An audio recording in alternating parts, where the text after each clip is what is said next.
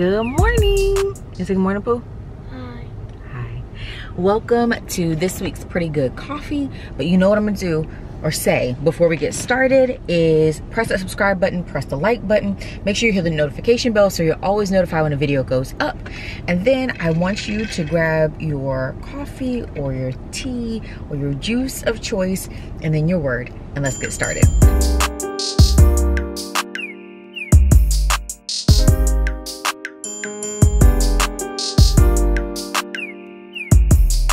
Okay, so today I'm actually drinking a matcha latte. It's iced, even though it is 46 degrees outside. I am drinking an iced drink, guys, and I don't regret it. This is from Jade Leaf. It is the matcha latte mix, the barista blend. So it's very lightly sweetened. So and actually I may have already dropped in a clip of me making it. So you'll see that. You do the powder, the water, and then you add it to your milk of choice. I used Planet Oat vanilla oat milk, and I also mix in a little bit of cinnamon, makes it feel more cozy, and it tastes really good. It has like a light vanilla-y, cinnamony taste. It's really good. So that's what I'm drinking today. So I'd love to hear what you're drinking, and I'm excited because I've ordered some new things to try with you all. And so we're gonna get back into some of my taste testings and telling you guys about notes and flavors. But we all know what matcha is. Matcha is just green tea that has been really finely ground, the tea leaves themselves, and then you use it to make the drink. So they can be some are a little bit stronger than others, but most of the time it's about 20 to 30 milligrams of caffeine, which is about a third of a cup of coffee. So that's just some random information for you all. So now we're going to jump into the word because Sterling is waiting on the phone. He was watching a video and he was so kind to let me hold it for a few minutes. So y'all see him, he's like languishing away. All right, so we're gonna do Hebrews 12.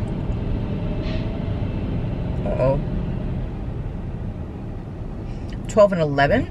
Hebrews 12 and 11. And I'm gonna read the CSB version.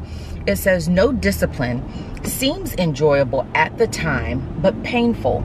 Later on, however, it yields the peaceful fruit of righteousness to those who have been trained by it." That's Hebrews 12 and 11. "No discipline seems enjoyable at the time, but painful. Later on, however, it yields the peaceful fruit of righteousness to those who have been trained by it." Okay, here you go, baby. Y'all saw how excited he got to take it back? It's amazing. You pay the bills on something and it belongs to somebody else. Any parents out there know what I mean?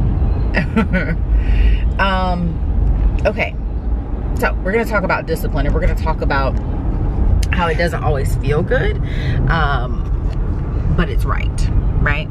Because if you have no discipline, you have no order, you have no training, you have no focus. And so it all kind of works hand in hand to get you to the place of where you need to be effective, right?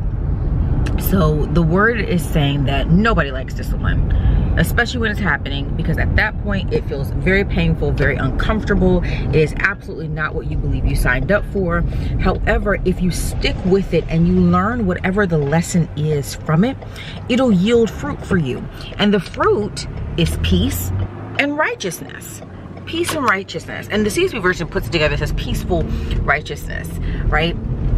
And for those who are trained by it, trained by the discipline, as in their focus is shifted, their understanding is elevated, they are removing themselves from past habits and investing themselves in new ones. And it's important that we understand that that requires discipline. That means that there has to be some chastisement so that we understand that some of the things that we're doing aren't correct and they're not beneficial, they're not helpful to y'all. Sorry guys, I had to move it because I didn't want it to fall while I was making those turns. Okay. It doesn't feel good to us. In fact, it feels like, Lord, you said that you loved me, I'm your child, but you're disciplining. You're not allowing me to enjoy what I want to do. You're not allowing me to just kind of mosey on through life. And the word says that's very true, but there's a reason for that. There's a reason for that, because he wants there to be some type of harvest. He wants there to be a shift in your focus so that you can become effective and not just floating through life, which is what happens if there is no discipline, if there is no order. That's what happens. That's what happens. And it says you'll have peaceful righteousness, and that's the goal. Because the word says, be ye holy as I am holy, right?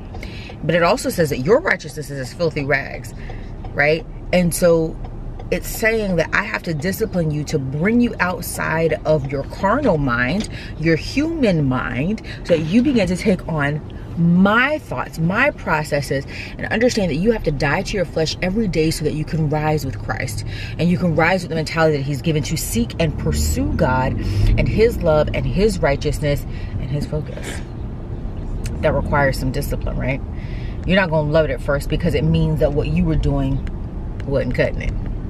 Nobody likes to be told that they're not cutting it. Nobody likes to feel like their stuff is falling through. Nobody likes to feel like they have to be trained. Like, we all want to come into something but, oh, I got this. I'm good. I understand. I'm handling it. Everything's great. But it's not realistic. Nobody is perfect at everything. And we're certainly not perfect at following God. Right? But he gives us opportunity after opportunity, and that's where discipline comes in handy, because it's like, hey, listen, I know that this is a thing for you, but I'm going to consistently show up and remind you this is not the thing for you. I need you to pull back. I need you to listen. This is no longer going to bring you pleasure. This is no longer going to feel comfortable to you, because it did for a season. That's why you keep ending up there. That's why you become complacent in this area. And so now my discipline is kicking in.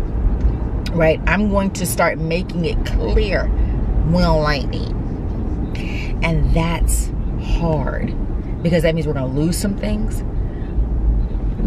We're going to lose some people. We're going to lose some opportunities. We're going to lose some mindsets. We're going to lose some things, because again, discipline, there's like when you're a kid, you lose, like you get punished, right?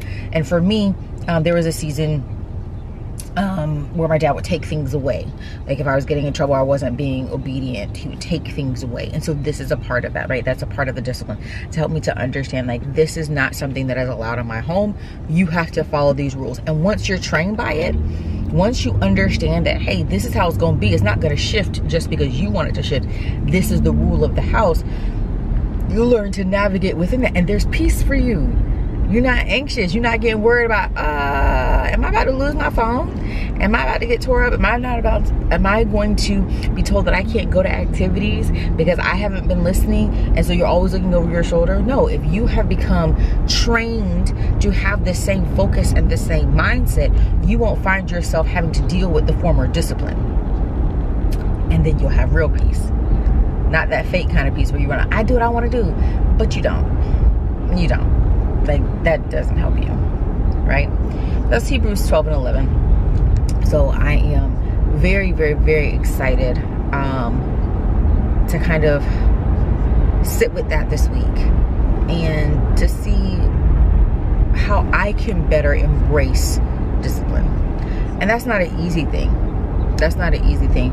But I don't necessarily always want to buck it. Now, granted, there will be times that I do, because I'm human. I'm not going to want to always listen to him and be like, oh, I have to change this behavior, because sometimes the behavior that he's asking us to change isn't necessarily bad. It's just not right for us.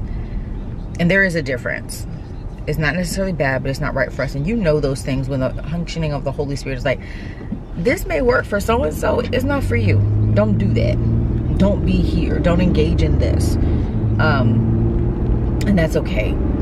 So again, having to embrace discipline, and that this is not because he doesn't love me or care about me or us, but because he does. And he wants us to get to the place where we're yielding a harvest that is peaceful righteousness. He wants there to always be a harvest, but to have a harvest, you need to be disciplined enough to properly tend your field, that you're not straying away, so that you're not watering your plants, that you're not focusing on somebody else's field, so that you're not tilling and weeding your area, and that you're not falling asleep on the job so that your stuff is being blown out by the elements. You have to be disciplined enough to nurture your field, because that's your focus. What is he giving you to do? What is he giving you stewardship over? What is he calling you to effectuate in the earth? Discipline doesn't feel good for anybody, right? It's painful. Later on, however, it'll yield a harvest of peaceful righteousness to those who have been trained by it. That's Hebrews 12 and 11. I hope that you enjoyed our time together. I hope that you go try some matcha tea if you haven't tried it before. Jade leaf, I order it off of Amazon. Really simple, comes to my house. You can also get it at Walmart though. It's in a little pack, like maybe this big. You get plenty of drinks out of it because you only use like 2 teaspoons of powder for each drink. So it's a really good investment if you don't like coffee or want coffee, or if you're trying to cut back on your caffeine. It is a fraction of the caffeine of coffee. A fraction. Like I told you before, it's about 1/3 of a cup of coffee. But it tastes great. I mean, it's a nice twist, right? And then, what else am I supposed to tell you? Oh! I know. If you have not gotten your tickets to the Hey Pretty conference, go to heyprettylife.com, get your tickets, and then load up on your gear. As you can see, we've been adding things to the site. If you follow me on Instagram, then you've seen the new bracelet. It is so pretty, guys. It's super delicate. It's perfect. It can go with anything. I think you will love it. But there's other products, things that will really help to elevate your conversation so that you can begin to talk to me about songs 4 and 7. That you're altogether beautiful, my darling. There are no flaws in you. They're perfect conversation starters, but they're also good quality products. So go to heyprettylife.com to get your tickets for the Hey Pretty conference in February in Ocala, Florida, and to get your Hey Pretty gear. And then I will see you next week. Bye, pretty. Hey, bub, you want to say bye? Bye. Bye.